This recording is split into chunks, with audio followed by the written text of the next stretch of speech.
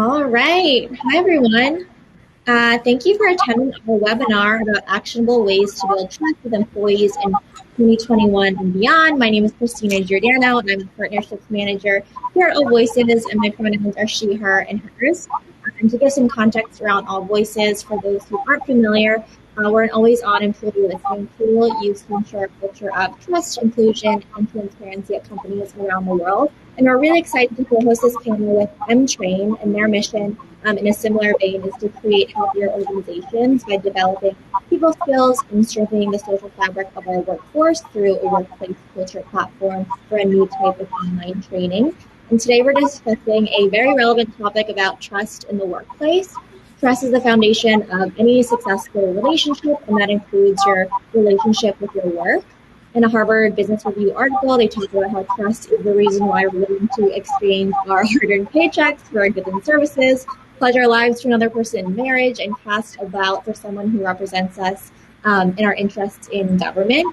And one Workforce Institute study shows that 63% of employees and business leaders globally say that trust must be earned. So we're going to talk about how to do that. So I'll pass to our panelists to introduce themselves. If you can make sure to include your pronouns and the work you do at each organization, that would be great. Also, I forgot to mention this, but to our panelists, when you're not speaking, if you could mute so there's no back audio, that would be great. But I'll pass to you first, Theresa. Okay. Hi, I'm Theresa Watts, the Global Vice President of Human Resources for True Religion brand jeans. Yay! I'm in charge of all of the people functions for True Religion, and my pronouns are she, her, and hers. Thank you. Awesome, and I'll pass to Hi, everyone. I'm Arjen Mackaaij, he, him, his. I'm the head of people at FabFitFun. FabFitFun is a women's lifestyle company based in West Hollywood, and super excited to be part of this conversation today. Awesome. Up next is Brian. Hey, guys. Brian Frank. I'm the Chief Operating Officer at Cameo. We make we have the world's largest network of personalized fan talent interactions on Earth. And he, him, my pronouns. Awesome. And Janine, our partner over at Emtrain. Oh, thank you. Happy to be here today. I'm Janine Yancey, she, her, hers, and I'm the founder and CEO of Emtrain. And as Christina said, we're a culture tech business. We provide online education and analytics on what we call the tricky culture issues like trust. So happy to have the conversation. Awesome. And last but not least, Kristin-Marie. Hi, all. Kristin-Marie Pernicano. I am the COO of DEI Collective. We are a diversity, equity, and inclusion consulting firm. We focus on making workplaces better by making sure that marginalized voices are part of solutions so that organizations can treat their humans better, retain them, hire, promote, etc. Awesome. So we have an array of, thank you. We have an array of perspectives on the panel here today. If you have any questions, feel free to write them in the chat on the right-hand side, and we'll incorporate them into the conversation. But we want to start at the beginning, the first experience that a potential candidate and future employee will have with an organization. So where do you start to build trust with potential employees in that candidate experience? Brian, let's start with you. Thanks, Christina. So to me, trust is this initial part of the leadership journey, which requires both communication, consistent and communication over time, as well as consistent listening. And when you do that over a long period of time in a repeatable and consistent way, then that's how you build trust. And so one of the things that I like to do in interviewing is sort of share each other's life stories. I call it the 5-minute life story. So, Christina, tell me 5 minutes all about your life, and I'm talking about like, where'd you grow up and what'd your parents do and what'd you want to be when you're little? I want to know who you are, like foundationally and your life. And I want to share a little bit about my life too, because I think that knowing who we are as humans is that sort of like initial foundation for building trust, and also tells us who we are as professionals later, and we can sort of, map our communication and map our understanding based upon that. So that's definitely something I always do in every candidate experience. I love that, and it's better than a generic "tell me about yourself" more generally, and bringing that human aspect to it. Theresa, how do you think about that at True Religion Brand Jeans when someone wants to join your company and you want to exemplify it's a trusting organization? Yeah, I think from the beginning, we were very transparent and honest about True Religion, about True in general. And we've had some tough times. And I would hate for the candidate to get to the offer stage and they do a little bit more research and they find out the difficulties that we've gone through. So we're an organization that is run by humans and we've made mistakes. So we're emerging successfully from 2 bankruptcies. So I told people in the beginning, listen, we're really good right now. We're really strong. We're building great teams. Our culture is great. But it took us a while to get here. You will find out that we had 2 bankruptcies. That we emerged successfully. But for the first time in years, our employees received annual bonuses. For the first time in years, our employees received merit increases. So letting them know that, just being a little bit humble, letting them know that we had a humble beginning. We're coming out of a difficult phase, a difficult stage, and we are doing so successfully, letting them know the steps that we've taken to get to where we are today, so that we won't repeat those steps. And, full disclosure, we have had candidates that have gotten to the end of the stage and found out that we've had some difficulties and that has made them worry. And I've had to walk them through exactly what I just told you, how we did it. So just being honest with them up front and just transparent about where we are as an organization. Yeah, I appreciate that sentiment. You want to be honest, transparent, and it sounds like in both answers, be effective leaders by actively listening. And I think effective leadership also stems from people leaders as well. So not just C-level or VP level execs, but who's leading and motivating teams. Kristin-Marie, how do you think about training people managers in this time, especially as we think about over this past year when people have really needed to step up? What tools or resources do you recommend as well? Yeah, a great question. And I'm going to possibly work in reverse because it does feed a little bit of our onboarding and hiring process. We spend a lot of time focusing on our individuals in our orientation, where we're centering a lot of getting to know them. One way you get to know others is by sharing a lot about you. So we have very specific tools, some national, some that we've developed, and we pull in the resources so that our humans learn about us. We learn about them, and we ask really important questions. How do you like to receive feedback? Here's how we show up. Here's, how we encourage the trust is by also being honest and building that relationship. When we talk about our leaders, it's really funny. We need to remind our leaders that if we tell everyone we value mental health, or we value taking time off, or we value calling in sick, that we also have to model that. And so that's happened with a lot of us, where we forget to tell our humans to do the thing, but then we forget to model it. So I actually got pulled off of a couple of days of work because I showed up with a horrible allergy infection, said, don't worry, I can do it.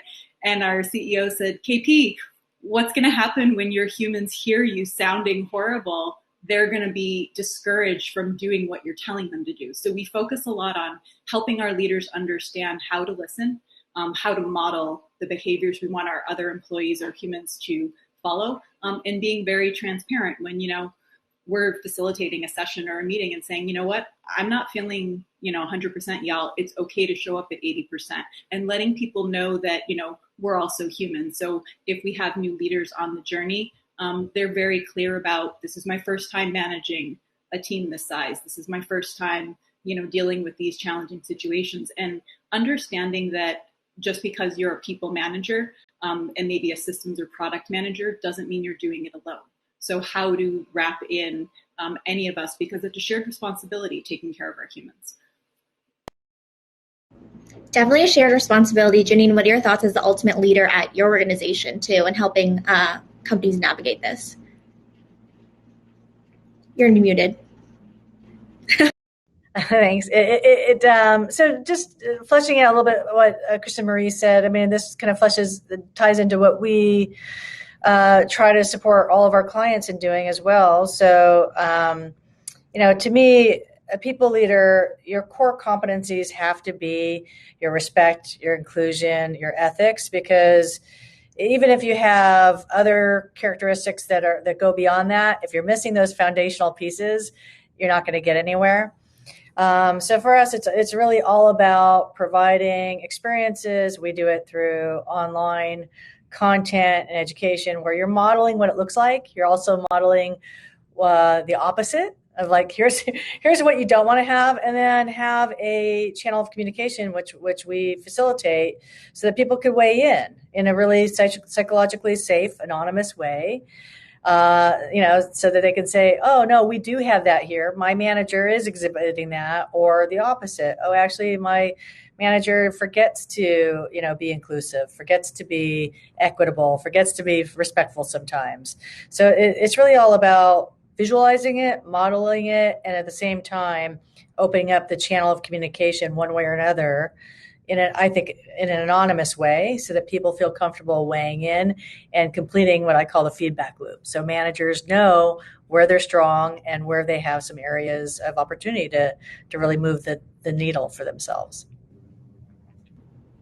Yeah, feedback is definitely a really important component to being intentional. And oftentimes feedback can be scary because it could be negative, but also, a nice company culture or just having no feedback at all does not foster like a healthy company culture. And there was a Harvard Business Review article about the hazards of having that at your office. Say, we're talking a lot about modeling. The model is that people are respectful and nice, and that's the bar that's set, but there's lacking in inclusion and diversity and just being more intentional about that. How do you proactively create a more than quote unquote nice company culture? Directed to me, Christina? Yeah. Mm-hmm. So I read the article and I thought it was spot on. And I think it all goes, it comes back to, your norms and practices, right? So you need to start out with norms and practices. And our data shows that the healthiest companies in our benchmark and the ones where there is the most trust, there's always a high degree of all employees saying we have really strong norms of behavior here. We know kind of the accepted norms of behavior here. So I think that is kind of an anchor. And I think it's up to the business leaders or the company leaders to start to really chart out what are our norms and practices here, which include healthy feedback. So, for example, we have one program, and it's about ethics and about trust. And we actually show a video scene, and it's like spot on where a manager classic is explaining a new strategy to his team, and everyone's smiling, and we hear the internal dialogue saying, I have no idea what this guy is talking about. But externally, they're just all smiling and nodding, and that's the hazard of a nice culture, but without the norms and practices that allow for people to give candid, productive feedback in a way that people can hear it. Arjen, how do you build that into your culture at FabFitFun? Yeah, it's a very interesting question, Christina. I very much am in agreement with the article on that. You need a healthy level of discourse and maybe disagreement, right, to get to innovation and creativity. Look at FabFitFun. We're a fast-growing tech startup in a fast-growing space. We're trying to do something which might not have been done before. And so we're trying to find new ways, and that can only happen if there is a healthy dialogue. And we're going to disagree. Right? We're going to challenge each other, but that's actually what makes the end product great. And so you need to kind of establish a set of norms on like, okay, how are we going to do this? And I think a great way to do it as a company is in your values. And so at FabFitFun, we have this value, we elevate and evolve, which speaks to the fact that we as a company, we need to elevate and evolve constantly, right, and change, but also as people. Right, and in order to grow our people and help each other grow, and also grow our company, like we have to have these brave conversations and challenge each other. But there's a way in which you can do that in a quality way, right? In a respectful way. But you don't always have to be like the article said, nice. You can be kind, right? But still be direct, and you can approach it with humility and gratitude, and while still being critical. Yeah, absolutely. And there are ways to do this, and we want to talk about actionable ways to do this as well that are tangible, that folks can, take away from in terms of resources and strategy. Theresa, how do you practice employee listening at True, and whether it's, anonymous, non-anonymous? I know you've spoken on our podcast and have been in the stores and listened to people as well. What's your strategy? Well, I think first, as a leader, you have to make a commitment to hold yourself accountable, to follow up with employees when you're listening to them.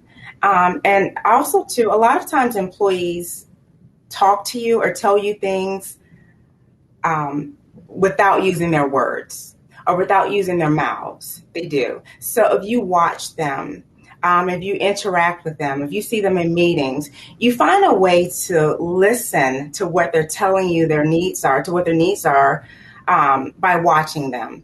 I'll give you an example.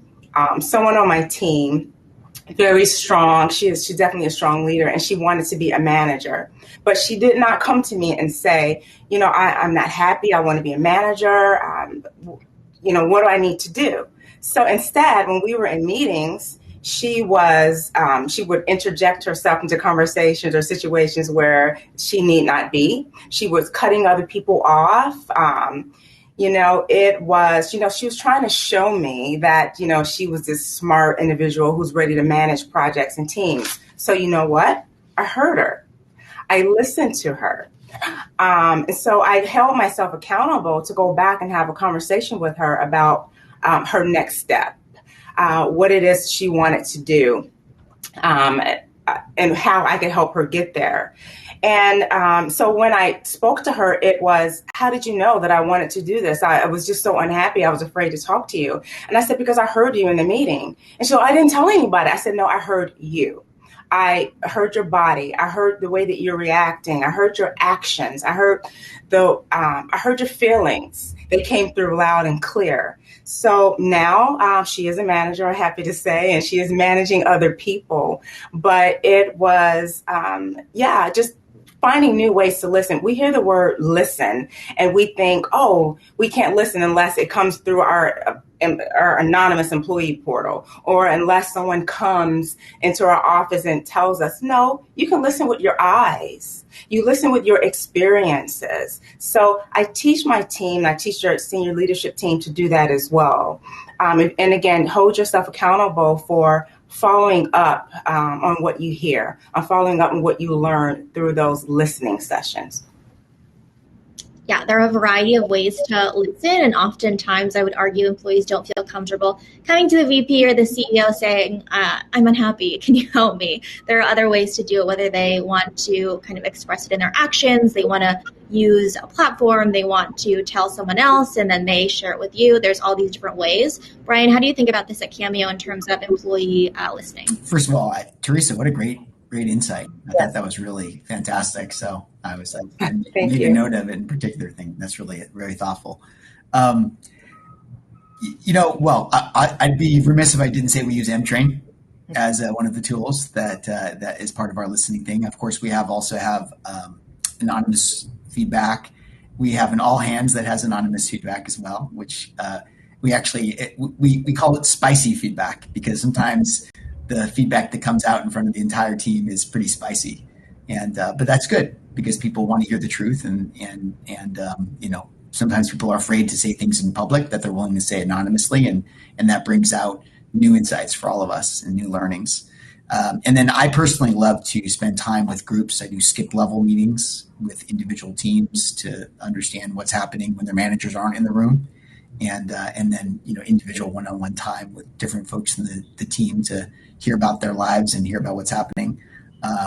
And then I was going to share something. Just one thing, as Janine and Arjen were talking earlier, all about sort of like the communication piece of it too. One of the practices I adopted recently was something I learned from my time working at Bridgewater. For those of you who don't know Bridgewater is a really unusual hedge fund that believes in extreme transparency and extreme truth. and they record all of their meetings and they make them public. I mean, all their meetings, everything's public. And so I decided to record my meetings for my executive staff team and make them public to my entire team. And in the beginning, everyone was terrified of this because they said, "Oh my God, what are you doing? You can't share that information." There was quite a few teams that were opposed to it, but we did it anyways. And guess what happened? Nothing. It was okay. People like hearing what's happening. It demystifies what's happening at the executive level, because the truth is we're just trying to solve problems like everyone else. And there's no reason why people shouldn't be able to hear what's happening in those meetings, because it impacts their lives too. So a lot of it has policy. So that was I think that helped build a lot of trust with the team. Wow, talk about transparency, recording all your meetings and making them public for your team. I think that would scare a lot of people. And I think when you're talking about feedback and listening, having the spicy feedback, as you called it, as could scare some people. And a lot of folks are worried if they open up the floodgates to do something like that, or, if they want more feedback and soliciting it from people, it might not be great. And, it's just something that they're afraid of. Janine, why is it important to just open up different ways and channels to get that disinformation from folks at your organization? Well, I think it's for all organizations. I mean, if everyone understands that the values of an organization are to get better, and that, I always say, assume good intent. We're all just trying to evolve and get better. Then it becomes a matter of how can we, get the feedback loop going. And it's so hard. We've been collecting employee sentiment data now for a few years, and I think we have about 30 million, maybe a little bit more, 30 million employee responses on these issues. And we know 50%, maybe it's a little bit more actually, won't ever, no matter what you say and how hard you try to say it's okay, it's safe, you're safe, there's no retaliation, you could just pretty much bank on half of your workforce will never feel comfortable saying anything. They'll grin, they'll smile, and you never know what they're thinking. And I knew that. I didn't state it before, but before I founded Emtrain, I was an employment lawyer, spent many years as an employment litigator, and I started to see the same patterns over and over again. Kind of say it was kind of like a family therapist. You kind of see, that person's going to say that, and that person's going to do that. It just becomes all very formulaic. And that was kind of my inspiration for starting Emtrain, because people are people, and you can start to, see the same patterns. And one pattern that everyone can count on is look at your workforce. Half of those people will never say anything to you.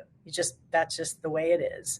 And so you need to get a channel going so that you can get folks giving you the feedback, because again, roping it back to your values. If your values are clearly established, that everyone's just trying to create a great business, and they want to hear where they have blind spots, they want to hear where they have weaknesses, then it's safe. It's safe for everyone. It's safe to give that critical feedback. It's safe to hear it. It doesn't have to be personal. It doesn't make you a weak manager or poor people leader. It just means that that's where you need to focus your energy. And that's how you start to get kind of year over year growth going. Yeah, absolutely. It's definitely in the data, and also as an employee too. Even if you're thinking about giving feedback, your positionality in the world is different than other people. As you said, humans are humans, and we're all bringing in our own experiences. So you could have the best company culture in the world, but you're bringing in this workplace experience maybe in the past where retaliation was something that was happening if you gave honest and candid feedback, and you're just flexing the muscle of not providing that anymore. How do you really think about creating a safe space and providing equity in feedback? What are some top tips for soliciting and giving? KMP, I'm going to pass to you first. Sure. So I'm going to try to do this as brief as possible, but I've been told sometimes I'm not great at brevity. So when we think about tips for soliciting and receiving feedback, we start with clear as kind. We also had implemented one of our standing meetings on Fridays had been called Failure Fridays. And we implemented them because we are training humans and we're collecting data in these deep DEI discussions from humans who've been severely impacted, sometimes, to places where all of us are carrying a lot of emotional weight or processing from hearing how many people have been severely impacted. So we can hold the space for it, and while we can collect it, we also need to be able to let our humans know that like there's a way out of carrying that weight, and that's partially tied to client issues, but we need to show up the same way, knowing that we never blame. So if we're seeking information from you, we're seeking to understand first, and we're not centering blame, which we won't do with the client either. If they're sharing something with us, we're not looking to blame the client. We're looking to develop the strategy or the remedy in order to help everyone evolve. When our leaders started sharing failures, some of us are a little more seasoned in the roles than others. Somebody said, is there a failure to share? I said, how much time do y'all have? So being honest about sharing your failures, not just to center yourself, but also to explain how you evolved from it or how you grew from it, or so that people appreciate the lens that you've taken or approaching life with. So a lot of our lived experiences absolutely impact how we hear something and how we respond to it. So learning how to respond in a thoughtful way, which says, hey, where do I have to acknowledge where I may have made the mistake?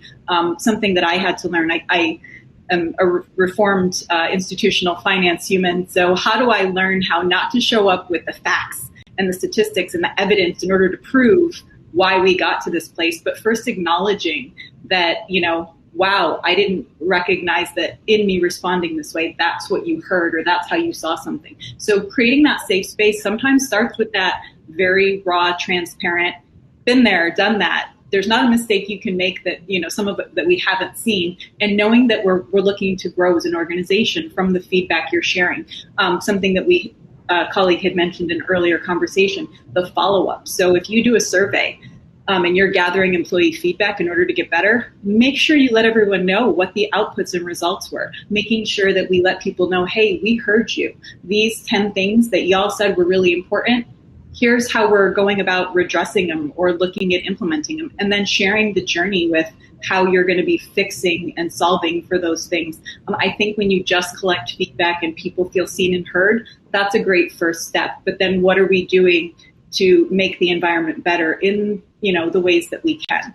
But it always starts with, centering. I think we moved Failure Fridays to like a once a month now, but people really got excited and engaged about hearing when a leader had failed in a client session or failed in an email comms. And that encouraged more people to open up and share where they felt they had failed. And it also helped us decide and design around the ability to develop training in order to help people push that growth edge, as opposed to saying, hey, you know what, this could be a failure where you should be terminated. In every other organization, maybe that's what this remedies, but that's not how we're approaching things. If we hire the right humans, if we center our integrity and our values in picking the right people, we also want to invest in how they sort of evolve from whatever that failure is. And so it's involved. It's very involved, but I also have seen the results. We're a 3.5-year-old organization that has to make sure that we're always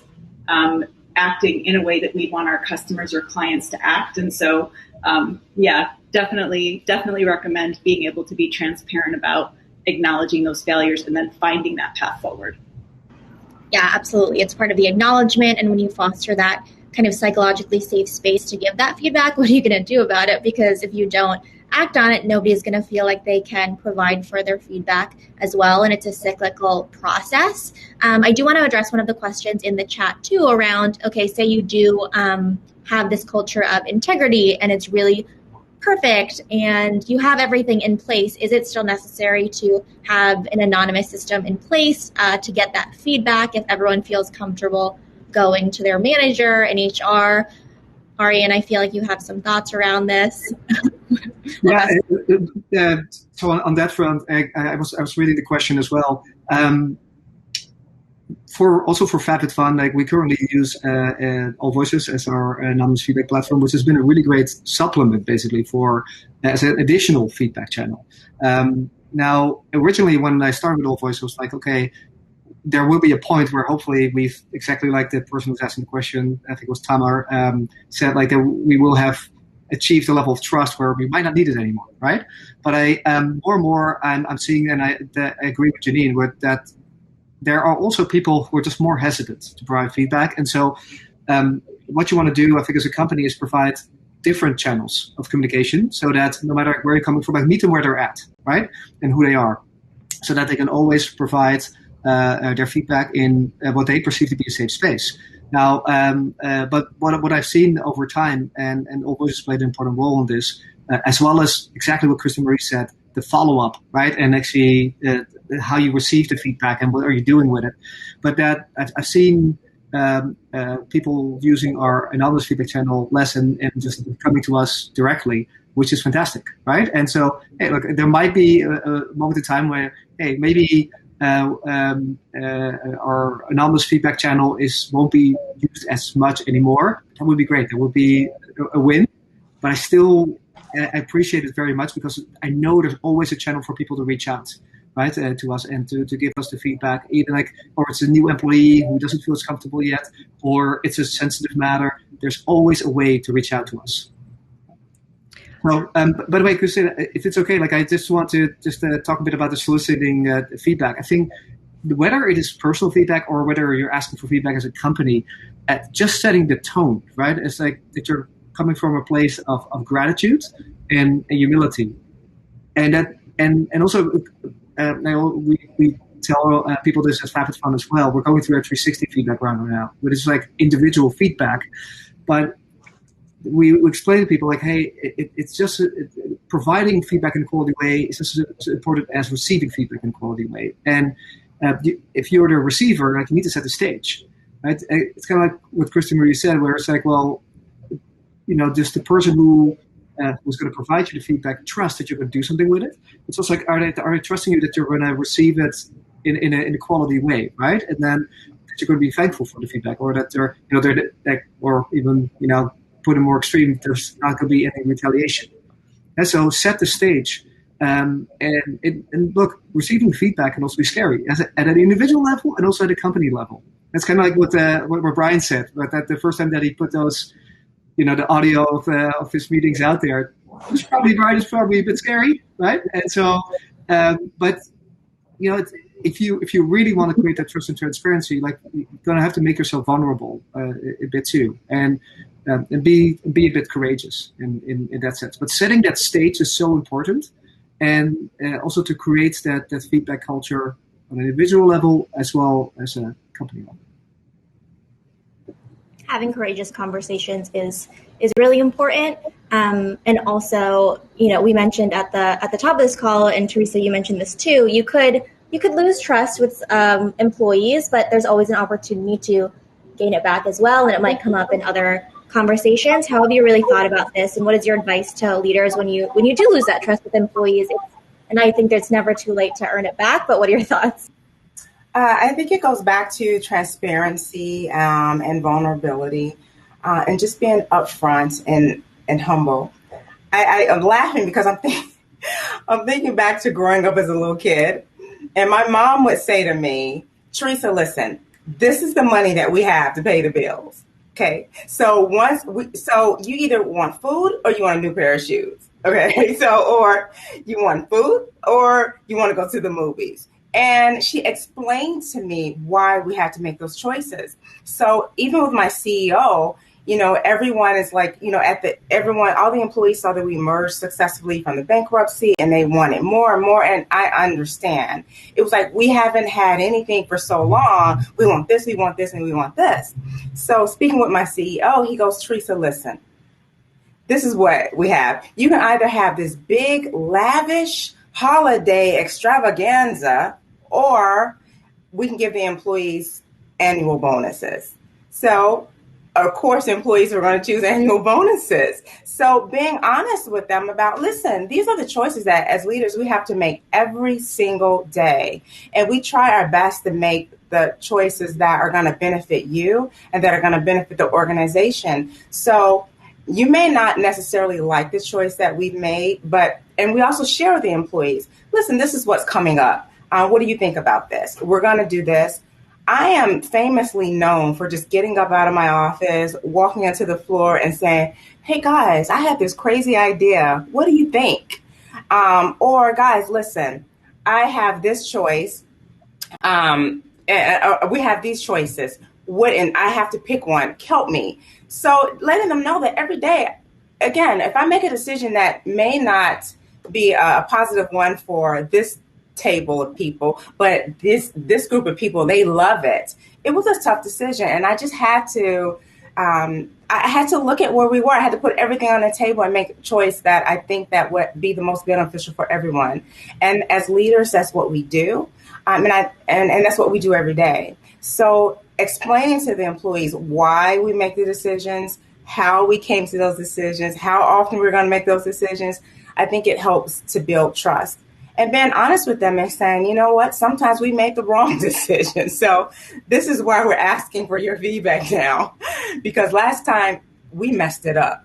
So help us not mess it up this time. And we want your feedback. So being honest, transparent, and including them in the decision-making process. Yeah, including in the decision-making process, being transparent and just being honest. I think that goes back to Brian's point earlier around when you started recording his meetings. Business leaders are making decisions in the interest of the business and employees all the time. Arjen, you shared something similar as well in terms of where FabFitFun was as an organization when you joined as well. How did you tactically build up that trust, especially for folks who are working at an organization where that wasn't the norm necessarily?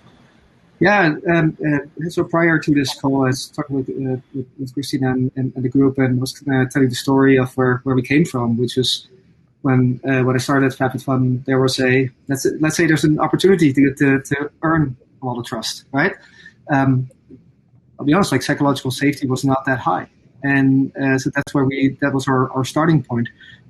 We introduced AllVoices, and that was actually a very important piece to the solution. But we had to create put forward a platform to have the opportunity even to earn the trust, right? And to do exactly what Kristin-Marie, what you said, to even to show that we're taking action, we first need to get some of the feedback. So partnering with AllVoices, and that resulted in more anonymous feedback, and then taking action on that. And like we said before, being humble, being grateful, so express gratitude for all feedback we receive, and follow up.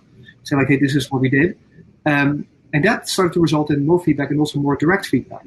And over the course of these past 2.5 years, like what I've seen now is that more employees are reaching out directly to me or our CEO via Slack or via email. And that to me is like the data point. I'm like, yes, our psychological safety has become so much better, and the trust is so much more there now compared to before. But it can be hard when you're in the hole and there isn't a lot of trust, like to dig out of that, right? And I guess like for us it was really like, hey, we have to, like, one, we needed a channel that people would perceive as safe, and then secondly also getting the leadership team on the same page. It's like, guys, so like, we have to earn this trust. Right, so we have to. Okay, if we're going to do this, we have to show up, and we're going to have to respond to this, and that became the basis for it. But I recognize how hard it can be if you don't have that trust fully at the organization. Yeah, and I appreciate you both sharing that kind of story as well. I think it's important to recognize that is like leadership, leading with humility, acknowledging where you are and where you've been as well. And over this past year, we've seen a lot of companies really having hard conversations, which is part of psychological safety. There are a lot of societal changes, a lot of companies involving themselves in corporate social responsibility, and rightfully so, around things like the Black Lives Matter movement, celebrating Juneteenth this year, supporting AAPI employees with the rise of anti-Asian hate crimes. And as we mentioned at the beginning of this conversation, too, employees are full people with full life experiences, and companies and leaders, people managers are engaging in these conversations. Theresa, in the pre-call as well, you talked about clearly naming why True celebrates Juneteenth this year. Can you talk more about that? Yeah, I'm excited to talk about that because It was the very first time in the history of True Religion Brand Jeans that we celebrated Juneteenth as a holiday. We made it a corporate holiday and everyone had the day off. And leading up to that, educating employees on the importance of Juneteenth, not just historically, but in today, why it's so important to recognize Juneteenth. But part of that was having conversations with senior leadership team, making sure that they were not afraid to say what it really is. A lot of times we do something good and we do it from our heart, but we're still so afraid of hurting someone, of saying the wrong thing. So it was having conversations with them that say, listen, guys, we're celebrating Juneteenth and this is why. And it's important today because in today's society, the tragedies that Black and Brown people are facing, we need to recognize that. We need to recognize that this is a historical event that we're celebrating, but it's something that is going on now. And we probably have employees there today sitting there and wondering if we were going to do something for Juneteenth. And I almost got a little bit emotional thinking about this earlier because an employee came into my office and she was emotional. And she said, I can't believe that we're celebrating Juneteenth. I was so afraid to mention it. And our population is very diverse. So the fact that she was afraid to mention that, to me, is a failure on our part, that we haven't created, that we're still building that culture where people are different colors, different ethnicities, different races, and different religions are comfortable coming in and saying, hey guys, Juneteenth is coming up. What are we doing for it? So, but now they're more comfortable.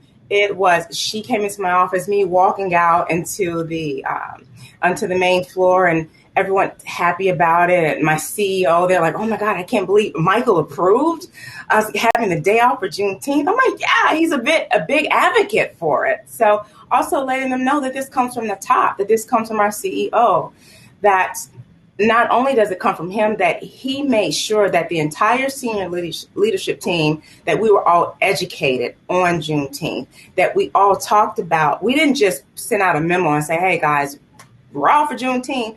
We made sure that each senior leader went back to the team and said, hey guys, we're having a day off. We're celebrating Juneteenth and this is why. And this is what that celebration looks like for True Religion Brand Jeans. And for us, honestly, it was monumental.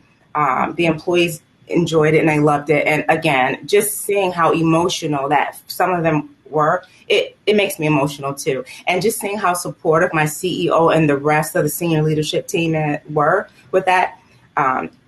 It was a warm moment for us as an organization, as our true family. Talk about seeing an impact on the work that you're doing. That's a great story as well. And oftentimes leaders are a little nervous to say the wrong thing or just do the wrong thing as well. Janine, you've written a lot of articles around this as well. And I know it's a passion of yours. Do you have any advice for leaders who are stepping into this and just, thinking about engaging in these hard conversations? I think it's actually simpler than people maybe think about it. I mean, it's really about what makes sense for the organization, what maps back to the organizational values. So like as Theresa's talking about Juneteenth, I mean, that's every organization, right? Because if you have a workforce, if you've got people on your team, that's all about, being respected, equality, being included. So, there are some that are going to be just common denominators for everyone, but there are going to be other social issues that don't impact all businesses the same way. So you think about what are the social issues that really impact the business and the business's values. And then as the leader, you need to express, here's why this is big for us. Here's the connection between this issue and our business. And as Theresa said, I love that. You have to educate. You can't just put it out there without context and without substance. So educate, just build some substance around it. And then it starts to become part of the integrative whole of the organization. Everyone understands it and you get more momentum for doing it. I think it's when leaders don't spend the time thinking through how that issue connects to the business, and it's really kind of performative and superficial, then it's not good, and then you actually lose trust because it's obvious. Yeah, absolutely. And we're talking about a lot of ways to implement a strategy here that includes a multitude of different things, but measuring trust at an organization is sometimes hard to do. So I do want to talk about, ROI, everyone's favorite conversation. How do you know that you're doing a good job at your organization and building and continually building upon that trust? Brian, I'm going to pass to you first. I mean, I don't think there's a great, amazing, objective way to measure trust in an organization. I think you should look at the most established metrics that we have today, things like team NPS, other types of feedback metrics, and looking at other data that are available from other sources. Once again, I'll mention Emtrain, but that is a source for this information. Whatever's out there in the market, it's always going to be, slightly skewed based upon the fact that it's a pretty subjective set of information. But I think you can get really good directionally correct information from survey data with your own employee base. Ask your employees. KMP, what are your thoughts around measuring the success of your strategy when you are trying these different things and trying? Yeah, I'm approaching this from a slightly different place. It started tactically. We're very transparent when we're hiring.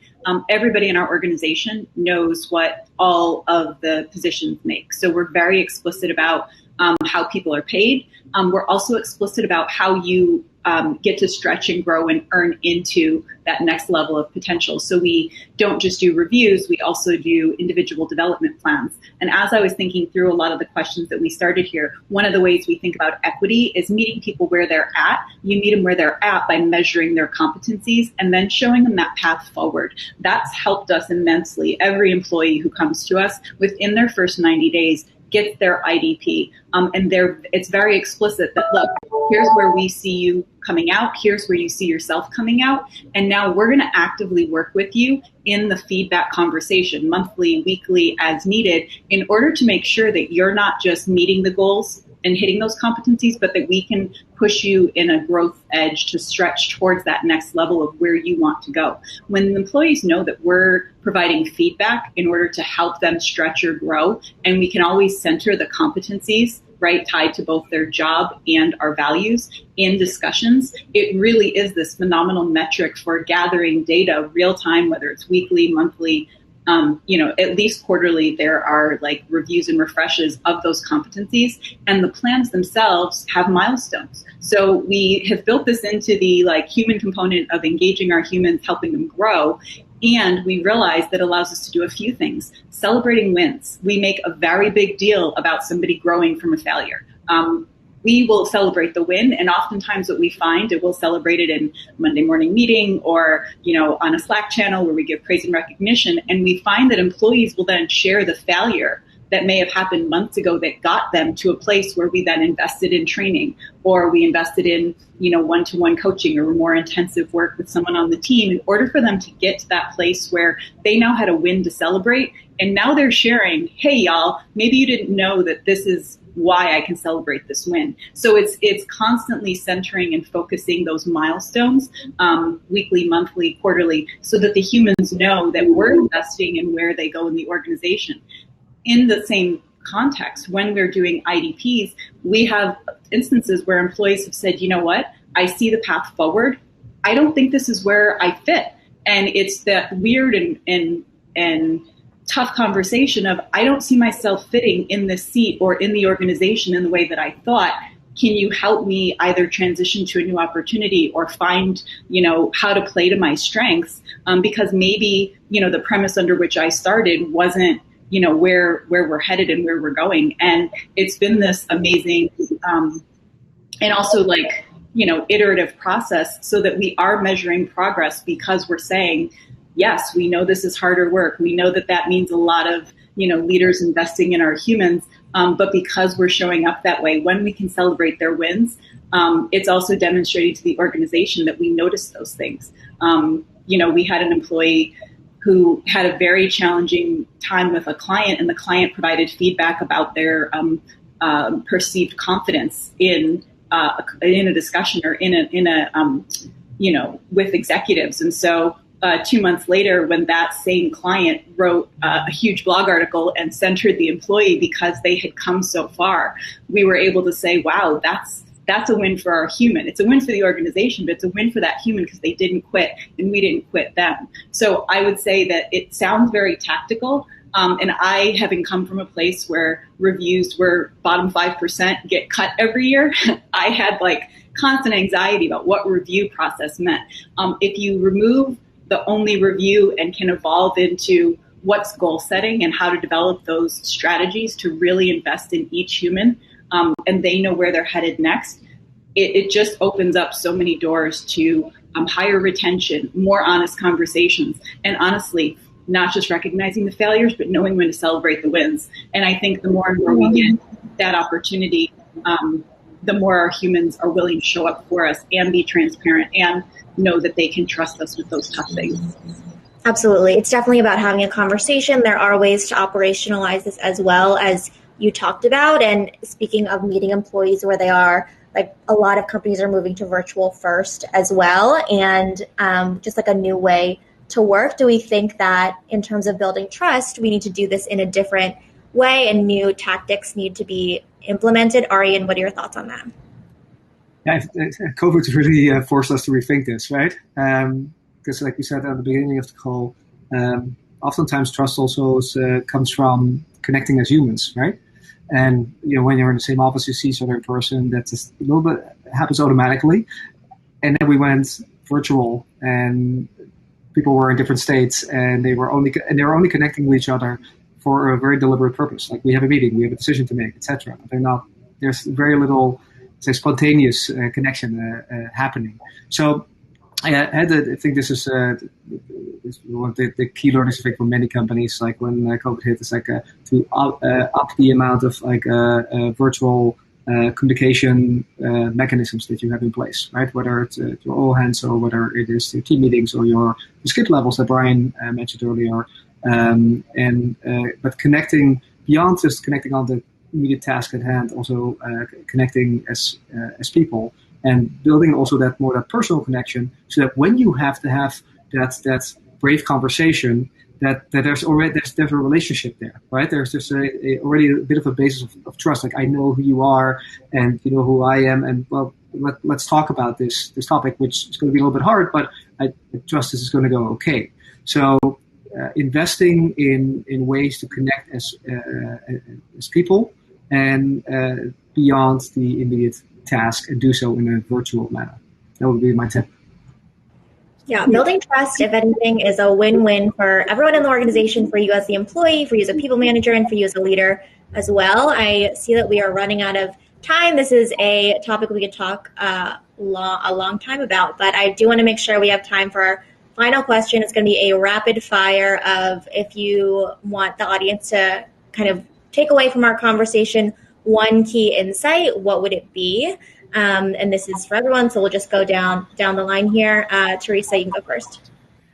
Make it quick. I just want us to remember that each one of us steps into any system with baggage, with a history, with a past. So, and we all have our own belief systems that shape who we are. So remember that, but also to recognize and realize and remember that, honestly, guys, deep down inside, there's that need for belonging from all of us. And we all want to belong, we all want to fit in, and we all deserve and want an environment where we can feel psychologically safe.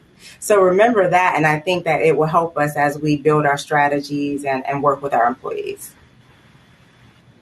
Love it. Janine?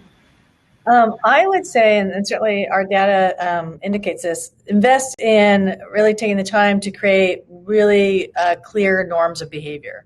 So if you have clear norms of behavior and everyone in the organization knows what the deal is, that's actually going to just build some trust, because they trust that that's going to happen. What do you think, Brian? So my message to the leaders out there listening today would be to strive to be impeccable with your word. As Theresa said, we're all human. We're going to make mistakes. But the reality is trust is earned in inches and lost in miles. I had to say it. And we've all been there and said that one thing that we wish we hadn't said. And so learn from that mistake and don't let it happen again, because that's the best way that you can preserve that hard-earned trust. Ooh, earned in inches, lost in miles. It's a good analogy. Arjen. Very similar to what Brian said, but that's so key that the most senior leadership is also role modeling these behaviors, right, and setting the tone in that sense, because it will trickle down. And so, to all the leaders on the call, that you're so important to setting the tone for your organization.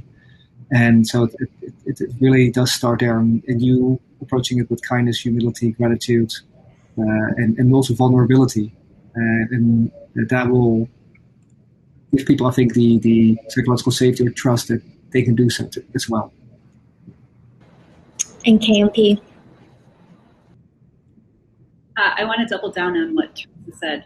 And I used to never wanted to be a leader because I never felt that I had great managers. And I would say leading with humility is terribly important. And also realizing, put yourself in your human shoes.